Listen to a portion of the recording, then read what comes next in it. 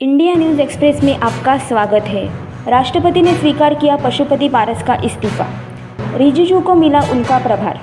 राष्ट्रपति द्रौपदी मुर्मू ने पूर्व केंद्रीय मंत्री पशुपति कुमार पारस का इस्तीफा स्वीकार कर लिया है। पारस ने सीट बंटवारे में उनकी पार्टी की अनदेखी के कारण मंत्रिपरिषद से इस्तीफा दे दिया था। वे फूड प्रोसेसिंग इंडस्ट्रीज में थे।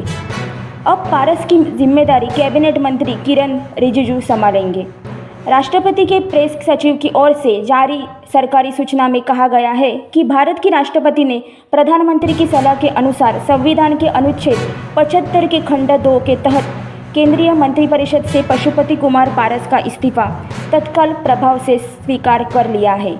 इसके अलावा प्रधानमंत्री की सलाह के अनुसार राष्ट्रपति ने निर्देश दिया है कि कैबिनेट मंत्री किरण रिजिजू को उनके मौजूदा पोर्टफोलियो के अलावा फूड प्रोसेसिंग इंडस्ट्रीज मंत्रालय का प्रभार सौंपा जाएगा।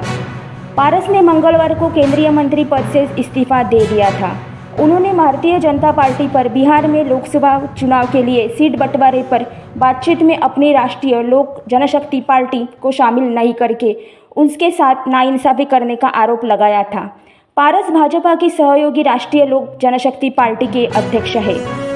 इससे पहले सोमवार को भाजपा नीत राष्ट्रीय जनतांत्रिक गठबंधन ने पारस के प्रतिद्वंदी उनके भतीजे चिराग पासवान की अगुवाई वाली लोक जनशक्ति पार्टी को 5 सीट देने की घोषणा की थी।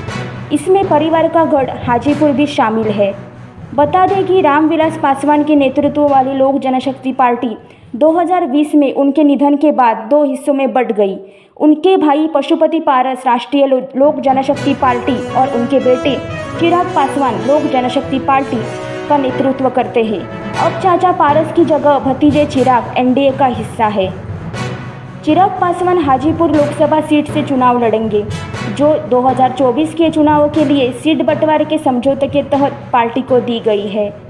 चिराग के चाचा पारस मौजूदा लोकसभा में निर्वाचन क्षेत्र का प्रतिनिधित्व करते हैं और वहां इस पर अपना दावा पेश करते हैं। राष्ट्रीय लोक जनशक्ति पार्टी रालोजपा के प्रमुख पारस ने शुक्रवार को कहा था कि वह हाजीपुर सीट से लोकसभा का चुनाव लड़ेंगे। पारस ने यह भी कहा था कि उनकी पार्टी के अन्य सांसद उन सीट से चुनाव लड़ेंगे जहां से वे 2019 के लोकसभा चुनाव में विजयी हुए थे।